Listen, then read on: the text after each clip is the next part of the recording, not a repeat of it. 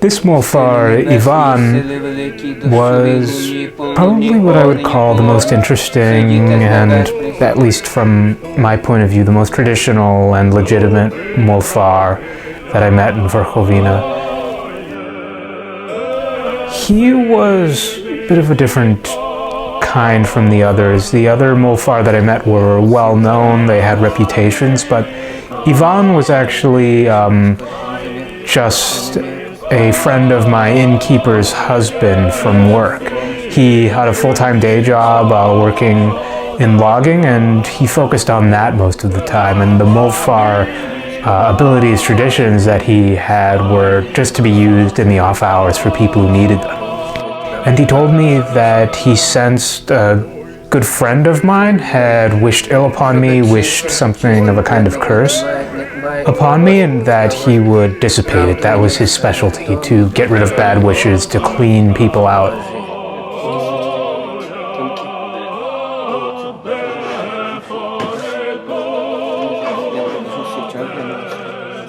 До неї мусить йти кожного місяця, і кожен місяць їй мусить платити. Заплатили їй то саме, заплатили їй то саме. Так можуть ходити роками і будуть витрачати такі гроші, що...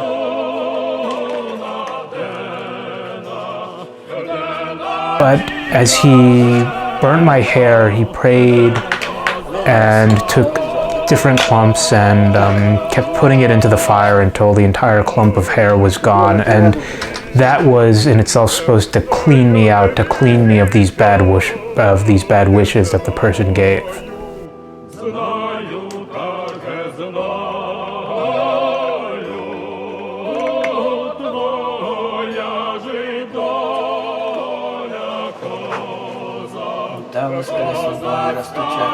Now, Ivan said that at his core, even though he was a Molfar, every family in the village had their own tradition that was passed down. The only difference as to whether people practiced their family tradition or not was whether or not they were lazy, or whether or not they just let the practice go. And it comes back to every single family in Verkhovyna, somewhere up in the history of it, had something special to give to the people around them, fixed a specific problem.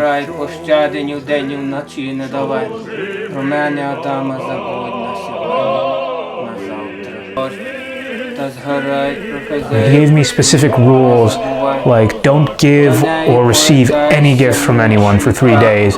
If I liked, I could give him a gift, but only after 10 days, and it could not be money. He said that any Molfar that takes money for their work is evil at their core, which is a sharp contrast to most of the other Molfar that I met.